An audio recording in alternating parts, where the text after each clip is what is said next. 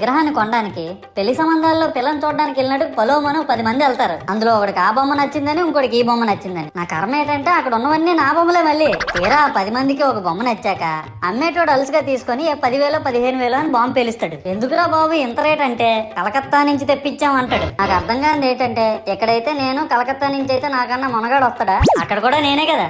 ఇలా నన్ను బజార్లో పెట్టి బేరం ఆడి నా మొహానికి ముసుగేసి వ్యాన్ ఎక్కిస్తారు. ఆ వ్యాన్ డ్రైవర్ గాడు నేనున్నానని కూడా చూడకుండా ఏదో ఆలోచించుకుంటూ డ్రైవ్ చేస్తా గతకల్లో గబ్బి గుబ్బి అని తించేసి నా కాల్లో చెయ్యి ఎరగొట్టేస్తాడు. ఈ విషయం చందాలు ఇచ్చిన చిన్నోళ్ళకి తెలిస్తే మళ్ళీ ఇరిగిపోయిన బొమ్మ పెట్టకూడదని ఏ బొమ్మ రాసి కవర్ చేసేస్తారు. సరేలే జరిగిందేదో జరిగింది, నా భక్తులే కదా కూల్ బ్రో అని చిల్లయ్యే లోపు నన్ను పందిర్లో పెట్టి ముసుగు తీసి నాకన్నా పొడుగున్నే సౌండ్ బాక్సులు 2 నా చెవులు పక్కన పెట్టి డీజే గణేష్ బ్రో అని చెప్పి నా పాటలను కూని చేస్తారు. సరేలే పిల్లలు కదా ఇప్పుడు కాకపోతే ఎప్పుడు ఎంజాయ్ చేస్తారు, కాసేపట్లో పూజ స్టార్ట్ చేస్తారని వెయిట్ చేస్తా ఉంటే ఆ 5 రూపాయల వ్రతకల్పన బుక్ చూస్తే అది ఎక్కడ లేని కోపం వస్తుంది.